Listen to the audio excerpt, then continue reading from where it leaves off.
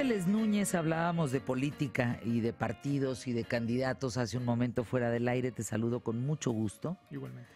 Felicitando, y lo digo públicamente, la labor que has llevado a cabo, los resultados y el desempeño que bien has tenido en las trincheras en este sexenio.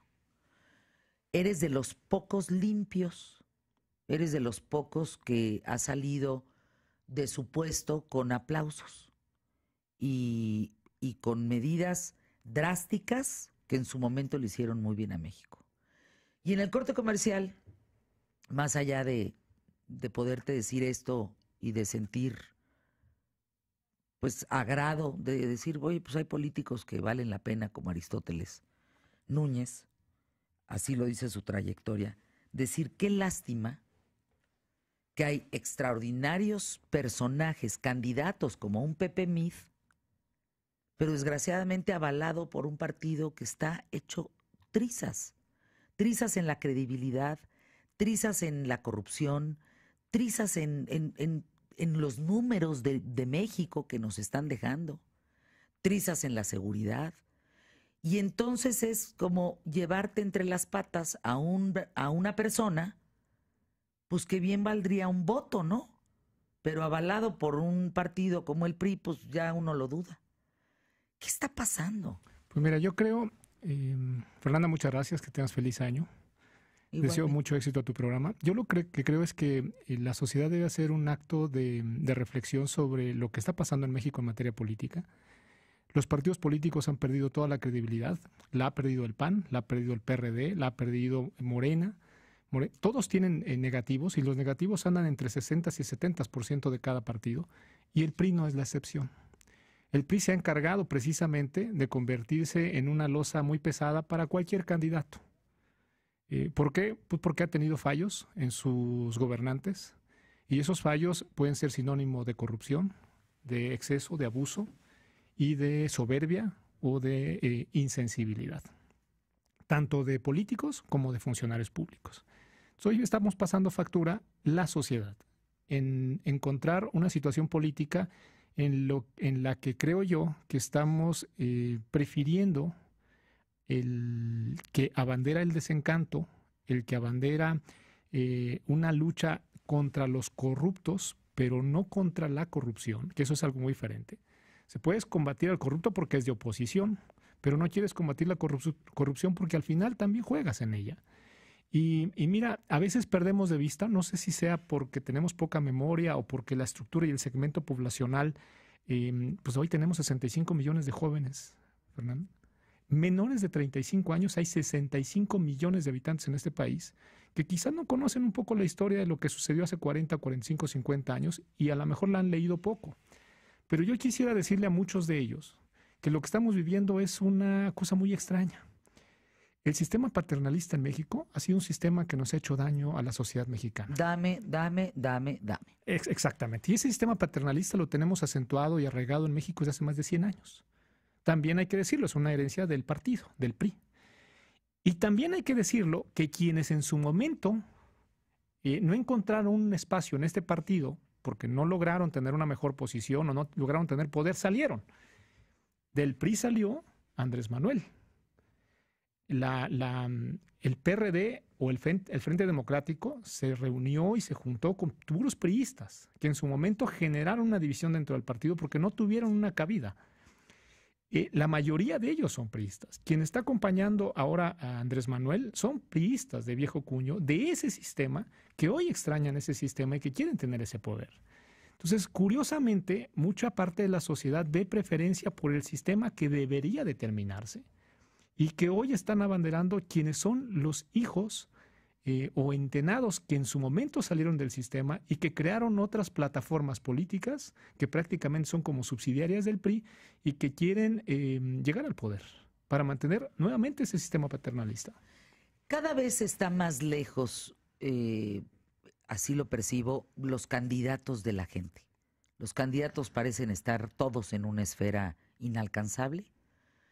Vemos con tristeza a un Mid tibio, que le falta, porque él no es tibio, Él no es un hombre tibio. Quienes lo conocemos sabemos que no lo es. Sin embargo, como no puede hacer nada porque está lanzado por el sistema mismo, cómo se deslinda de ese sistema o cómo señala a los de ese sistema. Lo va a tener que hacer, Fernanda. ¿Y lo va a hacer? Lo va a tener que hacer. Pues debe de hacerlo, lo va a tener que hacer, ¿no? porque, mira, el partido... Porque si no se viral, si no, hay rumores de que lo van a quitar. Es un rumor, que va a ir otro, ¿no? Es un rumor falso alentado por quien quiere desalentar la preferencia de voto de José Antonio. Y eso en la política es común, ¿eh? Es decir, pero ya cayó 4 puntos, Aristóteles, en menos de un mes. Depende de la encuesta. Mira, siendo realista, yo creo que arriba, sin duda, va Andrés Manuel. Y en el segundo y tercer lugar deben estar prácticamente empatados Ricardo con Pepe Mid, Ricardo Anaya. ¿Qué creo que va a suceder? Que hacia el cierre de junio, la sociedad va a llegar con una decisión. ¿Andrés o no Andrés? Y cuando digan no Andrés, van a elegir al que mejor posicionado esté. Así es de práctica y de caprichosa la emoción de la sociedad. Pero también yo creo que vale la pena mirar después de junio. Y lo digo por lo siguiente. José Antonio va a tener que sacudirse algunos pesos y contrapesos que trae por la bandera y la franquicia que hoy lo acompaña. Esa franquicia, en una realidad, tenemos que reconocerlo, le debe estar ofreciendo por lo menos 26 puntos. Entonces José Antonio tiene que ir afuera con quien no es priista, a convencerlo por lo menos por otros 10 puntos u 8 puntos para ganarle a Andrés Manuel. Sí, pero a ver, espérame. El escenario a la redonda para hablar de titulares en los periódicos, nada más, en relación al último mes. Ejecuciones de periodistas, ejecuciones en Guerrero, ejecuciones en Tamaulipas. Piden no hacer despilfarros de gasto público. Transan millonadas con tarjetas de sismos, asignan una celda de lujo a Borja en Morelos, hay que indagar al PRI, pero nadie se atreve, los años más violentos y más, o sea, todo es una cosa que ¿cómo puede un candidato trabajar con eso? ¿Tú qué vas a hacer al respecto?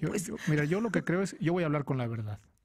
Yo lo que creo es que tenemos 3 candidatos que tienen mucha posibilidad de ser presidente en México y voy a hablar del tiempo de aquí a junio y después de julio. 3 candidatos. Andrés, que representa al viejo sistema, rodeado de expriistas o priistas de viejo cuño, y que lo que buscan es mantener un sistema paternalista, que a través del sistema paternalista manipulan la ignorancia y lucran con la pobreza. Ese es un hecho. Las medidas o las propuestas que trae son medidas que buscan regresar a un estatismo, que regresa al poder que tiene el Estado sobre los particulares y sobre los ciudadanos, y que ese poder los entra para quien hoy es más pobre, dándoles dinero. Y ese esquema sucede en México, pero no sucede ya en otros países que son mucho más avanzados que México, donde la libertad plena de poder emprender un negocio le permite a algunos salir adelante y a otros fracasar.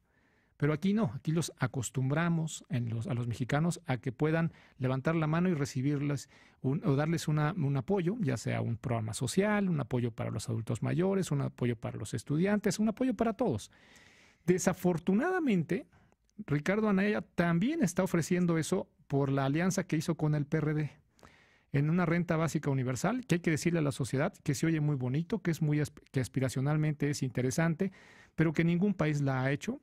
Y que quien ha intentado hacerla son países que tienen menos de 5 millones de habitantes y que pagan impuestos casi el 54% de sus ingresos y que no tienen ese nivel de informalidad que tiene México y que tampoco tienen ese nivel de pobreza. En México hay 60 millones de personas que tienen pobreza moderada. Entonces, imagínate trae al mejor financiero o responsable o ministro de finanzas de Noruega, de Dinamarca, de Finlandia, de Islandia, de lo que quieren repetir en México, tráiganlo aquí y a ver si puede hacer esa renta básica universal para 60 millones de mexicanos. No va a poder. Y voy con José Antonio. Mira, José Antonio es un hombre preparado, no es político, no está afiliado al PRI. Hoy el PRI lo abandera como una opción ciudadana porque no le quedó otra opción al PRI. Pero lo va a votar en algún momento, va a meter a Enrique Peña Nieto a la cárcel. ¿Cómo va a resarcir ese daño Aristóteles También Núñez? hay que decirlo, mira, en el caso de los presidentes, y no solo de Enrique Peña Nieto, la Constitución señala cuáles son las condiciones por las cuales puede llevarse a juicio a un presidente, y eso pasa por el Congreso Legislativo. Yo creo que hay que decirle a la sociedad que no depende y que no se deje engañar de que un hombre diga yo puedo llevar a juicio a un presidente, expresidente o un exgobernador sin conocer el sistema parlamentario y el procedimiento jurisdiccional que se tiene que cumplir ante la Cámara de Diputados y después ante el Senado. Porque si no, nomás se están engañando. Llevar a juicio a un mal gobernante, pues nos hemos dado cuenta que no ha sido fácil, Fernanda. No obstante, que tiene elementos para ser llevado a juicio y que han cometido errores y que han cometido corruptelas que deben ser sancionadas, ¿no? Aristóteles Núñez, vamos a ir una pausa y más adelante regreso contigo. Pero entonces, frente a este PRI corrupto, un muy buen candidato que está siendo opacado, que como dices va a tener que deslindarse de todo este asunto. ¿De qué forma? Ese es el cuestionamiento. Un Morena que le dice a la gente lo que quiere escuchar. Eso es lo que se quiere escuchar. Eso es lo que está pasando. Eso es lo que está pasando. Y es triste. Andrés Manuel dice lo que se quiere escuchar y eso es terrible. Entonces también nosotros somos responsables de esta situación. Es decir, nosotros como ciudadanos tenemos culpa Sin de duda. dejarnos ir porque nos hablen bonito al oído, nos cachondeen y nos seduzcan con palabras, pero ¿cuál va a ser el hecho? Sin duda. ¿Morena puede con ese hecho? Yo te digo algo. En los tres escenarios vamos a tener un problema porque quien quiera que gane va a enfrentar a un Estado convulso, dividido, con un Congreso dividido y difícil de gobernar. Hombre, y la dejo de tarea, ¿eh? Si gana Andrés Manuel, desastre. Si pierde Andrés Manuel, desastre. Así va a ser. Estamos aquí en ¿Qué tal, Fernanda? Con Aristóteles Núñez, un hombre que estamos haciendo una disección importante en relación a un candidato que es José Meade, que es muy buen candidato. Él tiene mucho conocimiento, mucha experiencia. Es un hombre preparado, es un hombre culto, es un hombre con muy buena raíz. Pero caray, pues si nada más podemos ver que el PRI ha perdido más de 20 y tantos millones de adeptos y un tan buen candidato que va con un partido tan, pues, golpeado, porque pues lo ha pedido a pulso, se lo merece, o sea, lo ha demostrado. Nada más veamos aquella camada, por decir así, del PRI nuevo que presentó en su momento el presidente Enrique Peña Nieto y lo que resultó de cada uno de ellos. Pues nada más con esos. Y ahí meter a un hombre que pues tiene otras características, le está dando en la torre. Urge reencauzar la campaña presidencial de José Antonio Meade. Sí. Con eso volvemos aquí en ¿Qué tal, Fernanda?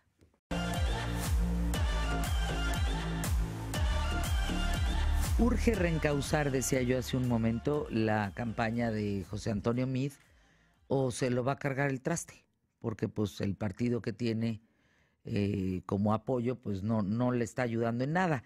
Hay analistas políticos que aseguran que serías un pararrayos de Meade, Aristóteles Núñez, que no, y que ha tratado de jalarte a su campaña. ¿Qué opinión te merece esto? Mira, yo algunas precisiones respecto a lo que acabas de comentar, Fernanda. Creo que sí la tiene que reencauzar porque tiene que ir por un voto que no es priista.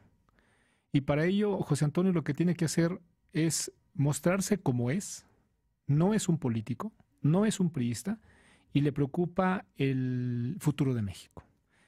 Tiene la capacidad de hacer diagnósticos, autodiagnósticos, autocrítica y proponer soluciones. ¿Qué es lo que hace falta? Que se muestre. ¿Cuándo se tiene que mostrar? Pues de acuerdo a las disposiciones electorales lo tiene que hacer cuando empiece la campaña y se pueda él enfocar en el público abierto. Hoy solamente es la militancia. Yo creo que en el piso la militancia, el PRI, le debe dar 26 puntos. José Antonio tiene que ir por 8 o 10 puntos afuera para quien no es priista. ¿Y cómo? Convenciéndolo en ese diagnóstico de que tiene las soluciones para un México no del 18 o del 24, para un México del 2050 y 2060. Pero ¿cómo haces con el lastre? En primera tienes que sacudírtelo y reconocerlo. Tienes que hacer un acto de constricción. Reconocer que efectivamente hay muchos negativos. La mayoría de los negativos, o casi todos los negativos que José Antonio tiene hoy y que en los medios lo señalan, son adquiridos, no son propios. Pues, Él ni era priista, ni es político, y es un hombre que quiere hacer el bien. No es un hombre de ambiciones, no es un hombre de obsesiones, no es un hombre corrupto, es un hombre honesto. José Antonio vive en su casa, en la misma casa desde hace más de 20 años. No ha cambiado de casa. Es un hombre que no lo ves en una Suburban con 3 o 4 escoltas atrás, tampoco. No, hombre, y Juanita jamás se lo permitiría. Y es un hombre que te habla con la verdad. A lo mejor eso no gusta mucho, pero te habla con la verdad. Es un hombre que habla con realidades. Ahora, ¿te vas a incorporar a su campaña? Me estoy incorporando con él. No formo parte de su equipo lo que le llaman el búnker o el war room. No estoy en ese equipo. No creo que deba estar, te lo confieso. Prefiero estar muy cerca de él, dándole una opinión objetiva y realista de cómo estoy viendo yo las cosas. O sea, serás su pajarito, pues, le hablarás al oído. Trataré de ser de quien le hable al oído y decirle las verdades, las realidades y también pues enfatizar lo que ha hecho bien. Creo yo que tú señalabas que si no hace ese reencauzamiento en su campaña, José Antonio se lo va a llevar al traste la contienda. Yo te digo algo. No se trata de si José Antonio gana o pierde, sino que debe ganar México. Y yo creo que es ahí donde nosotros nos estamos perdiendo como sociedad. Yo quiero más o menos imaginar y que la sociedad se imagine el escenario de que se van a enfrentar cualquiera de los tres que gane en el mes de diciembre del 18 cuando asuma la presidencia. Si gana Andrés, vamos a hacer los escenarios. Si gana Andrés, se va a enfrentar a un Congreso dividido que difícilmente le va a poder transitar o converger con sus ideas. No, pues ya nos detuvimos. ¿Por qué? Porque Andrés trae ideas rarísimas. Quiere cancelar el aeropuerto, quiere cancelar la reforma educativa, quiere cancelar la reforma energética. Andrés quiere concentrar la fuerza militar, policíaca y de marina en un solo mando. Eso es como una dictadura. Y desafortunadamente esas han sido las propuestas. Yo espero que de verdad no crea o no quiera hacer eso, pero eso es lo que ha dicho y eso desafortunadamente genera mucha desconfianza y no la van a apoyar. Vamos a pensar qué pasa y además imagínate con quién va a gobernar Andrés, con expriistas viejos que salieron del PRI buscando mantener el poder y seguir haciendo lo que han hecho los viejos priistas de los 70s, de los 60s. Además, Andrés tiene una falla estructural en su partido. No tiene cuadros. El día que Andrés falte, se acabó el Morena. Hoy el gran activo de Morena, es más, da más votos Andrés que su partido. Es más importante la figura de Andrés que el propio partido Morena. Y entonces imagínate, cuando Andrés falte, ¿qué va a pasar con Morena? Se van a deshacer en pedazos, como una tribu. Lo que pasó cuando se fue del PRD. Con el PRD. Vamos a pensar en el escenario si gana Ricardo Anaya. Ricardo Anaya ha hecho lo que difícilmente logró hacer el PRI. Fracturar al PAN desde adentro. Unirse al PRD, que es una izquierda, con un partido de derecha, dejando los postulados a un lado. Este libro, El elogio de la traición, explica el comportamiento, la conducta y las decisiones que tienen los políticos. Y lo dice muy bien. Para mantenerse vivo en política y no perecer, tienes que traicionar. Y en la figura de Ricardo Anaya hay un traidor. La forma en la que llega primero a ser líder del partido es traicionando a todos los cuadros doctrinarios, dogmáticos del PAN. Y te voy a anticipar algo. Habrá liderazgos regionales del PAN que van a traicionar antes de la elección a Ricardo Anaya. Quizá no lo hagan público, pero en la contienda lo van a traicionar. Y habrá liderazgos regionales del PRD que también van a traicionar a quien hoy decidió hacer un frente con Ricardo Anaya. El tema está en que esos que van a traicionar al traidor, a Ricardo Anaya y al caso del PRD, a los chuchos, vamos a ver a quién le brindan los votos. Si al PRD se los brinda a Morena y si los panistas se los brindan a José Antonio. De cualquier forma, si llegara a ganar Ricardo, se va a enfrentar a un Morena encima, intenso, con el dolor de la derrota, y con un PRI que le va a poner las cartas en la mesa si quiere cogobernar. Sí, no va a poder gobernar solo en caso de que gane Ricardo. ¿Qué pasa si gana José Antonio? José Antonio tiene una cualidad que los otros dos no tienen, que es ser un constructor de acuerdos. Y sí, va a tener inmediatamente que tender la mano a los partidos para decir, a ver, para poder sacar adelante a México, tenemos que gobernar todos y tenemos que converger. Sí, de acuerdo, pero no te puedes hacer de la vista gorda con todo el, iba yo a decirlo en palabras trágicas, pero el mugrero. El mugrero, mira, aquí No, lo dice. porque aquí, digo, ¿qué opinas de lo de la corrupción de Chihuahua, lo que está pasando con lo de las tarjetas, lo del pleito de la Secretaría de Hacienda con los 700 millones? O sea, en fin. Esa es la desventaja. No está limpio, ¿no? Fernanda, O sea, esa es la el desventaja entorno. que tiene el candidato del gobierno en turno, y siempre la ha tenido. Es la desventaja. ¿Por qué? Porque todos los negativos del gobierno o de los gobiernos de ese partido se los cargan a su candidato. Mira, aquí Juan Uribe en las redes, en Twitter, me pregunta, dice que es muy objetiva la entrevista que estás haciendo, y me dice que soy ex empleado del doctor José Antonio Meade. No solo fui ex empleado en la Secretaría de Hacienda cuando José Antonio estaba, sino soy su amigo y estimo a José Antonio como si fuera mi hermano. Lo conozco desde hace más de 20 años y sé que es un hombre honesto. Pero mira, me dice, a ver si nos puede explicar cómo desde Hacienda nunca se percataron de los trinquetes de Duarte, Borge, Moreira, Medina y un distinguidísimo etcétera. Yo te digo algo. José Antonio estuvo de secretario de Hacienda al cierre de la administración pasada con el presidente Felipe Calderón entre el 2011 y más o menos septiembre del 2011 y noviembre del 2012. Y también estuvo en la Secretaría de Hacienda entre septiembre del 2016 y recientemente en el 2017, que renunció en noviembre. Bueno, lo que hicimos en Hacienda para combatir estos fraudes cuando se utilizaban recursos y se desviaban fue algo que, en lugar de atacar a los que estaban siendo corruptos, atacamos los mecanismos. Y los mecanismos tarde o temprano nos iba a llevar a descubrir las pistas y a sembrar las pistas para descubrir a los corruptos y combatir a los corruptos. Me voy a explicar. Hasta el 2014, en México las facturas eran en papel. Ajá. El mecanismo que hoy se ha descubierto, que han utilizado mucho los políticos para desviar recursos, era empresas fachada o facturas apócrifas. Hasta el 2014, eso era muy difícil de identificar porque tenías todo en papel y la autoridad fiscal desde Hacienda no tenía esos papeles, los tenía cada contribuyente. Y lo que hicimos fue algo muy sigiloso, muy cuidado, de decir las facturas electrónicas. No, si el trabajo lo hiciste Y antes extraordinariamente de que bien. las tenga el cliente, las tiene el SAT. No, eso... Y a partir de ahí empezamos entonces a encontrar las pistas. La investigación periodística, por ejemplo, que hace Animal Político y que es prácticamente... De la estafa maestra. Sí, y que hace La Fuente y que también fue la de Veracruz, la de Javier Duarte. Ajá. Animal Político fue el que hizo ese reportaje, esa investigación periodística. La logró hacer con mucha dificultad, porque además te lo voy a confesar, Fernanda.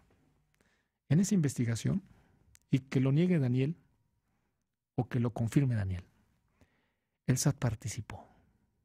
De alguna manera participó. Y participó con el ánimo de combatir la corrupción, porque ese es el sentido de la investigación periodística de Daniel. Pues habría que preguntarle a Daniel Moreno Sí. este tema, Y mira, ¿no?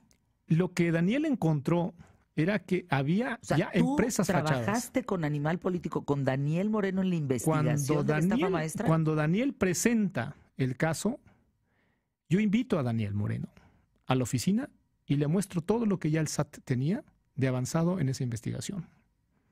Y él lo pudo constatar. Y por eso cuando Daniel dijo 21 empresas, le dije, no son 21, son 34. Bueno, ¿y qué opinión te merecen las Cuando Daniel dijo universidades, no? 740 millones, yo le dije a Daniel, no son 740, son 3.300 millones de pesos.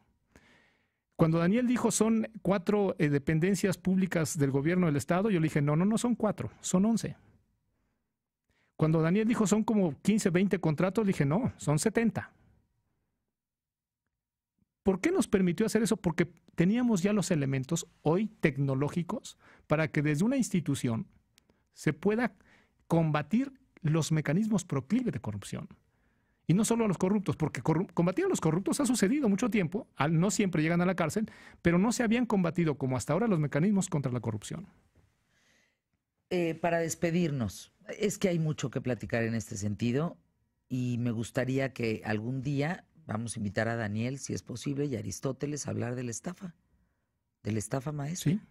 Universidades involucradas, no hombre, no es cosa sencilla, ¿eh? No, Jalar la hebra. te voy a decir algo, tuvo Fernanda. su tema, ¿no? Y parece que quedó en el olvido la estafa maestra. Pues, hay de diferentes tipos de corrupción. Por ejemplo, en Sonora. Y esa también te la voy a confesar. En Sonora, cuando nos dimos cuenta de lo que estaba haciendo el gobierno estatal de Sonora con auditorías amañadas para las empresas y los proveedores del propio gobierno, estamos hablando de la administración del gobernador Guillermo Padres panista. Cuando nosotros descubrimos todo eso fue por una revelación, también una denuncia pública en el mes de enero del 2015, previo a la campaña. El hoy candidato o precandidato del PAN fue el primero que abogó para que no lo hiciéramos público. ¿Y se llama? Ricardo Anaya. Aquí esto es un desastre.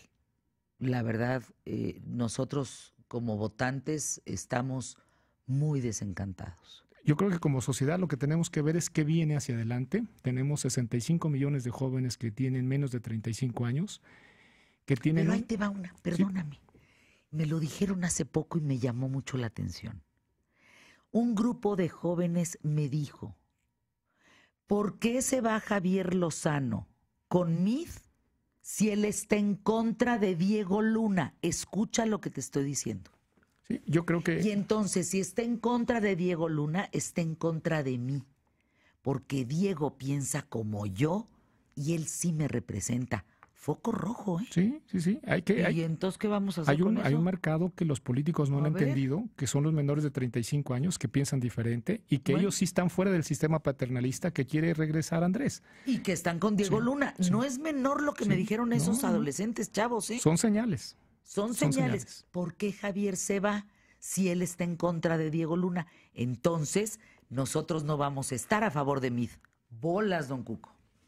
Ahí la dejo de tarea. Ahí la dejamos de tarea. ¿Regresas pronto? Cuando tú me digas, Fernando. Próxima semana, la siguiente. Es que el tema va a dar muchísimo de aquí a junio. Yo encantado, con el ánimo de tratar de ser objetivo, de decir la verdad y enfrentar todos este tipo de cuestionamientos que tiene la sociedad y que hoy pueden delinear una decisión muy importante para México, no para un candidato. Queda claro. Gracias, Aristóteles. Muchas gracias.